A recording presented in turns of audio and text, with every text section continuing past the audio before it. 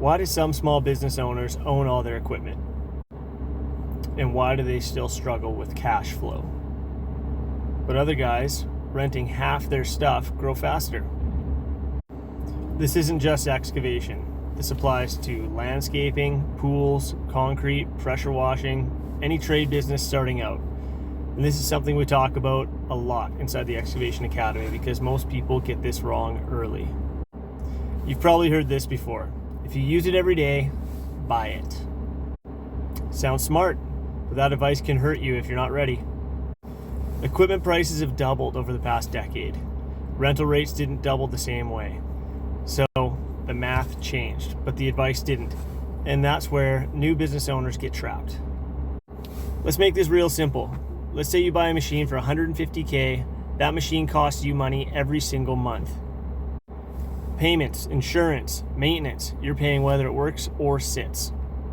Now imagine you use it only part of the time. You're still paying full price. That's the trap. It's not about whether you can afford the payment. It's about whether the machine is busy enough to justify the cost.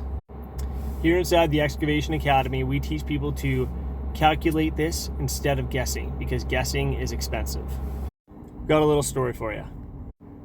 Picture two guys in the same town. Guy one buys a machine. He has $150K tied up in the equipment.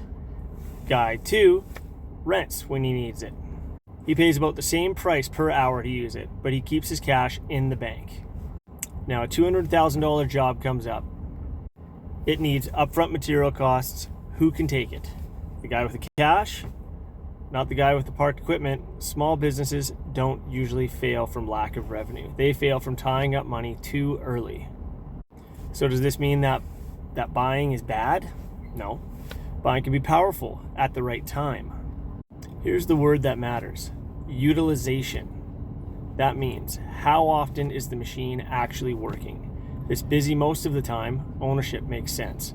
If it sits a lot, renting usually makes way more sense. Under roughly 60% busy, renting usually wins. Over 80% busy, ownership usually wins. The middle is where emotion makes decision instead of math. This doesn't just apply to excavators. It applies to trucks, dump trailers, shops, specialized tools. That's something we constantly break down inside the Excavation Academy because early capital decisions compound over time. This is why we built a simple utilization calculator. You plug in the purchase price, the hours your equipment expected to run, the rental rate, and it shows you the breakdown. No ego, no pride, just math.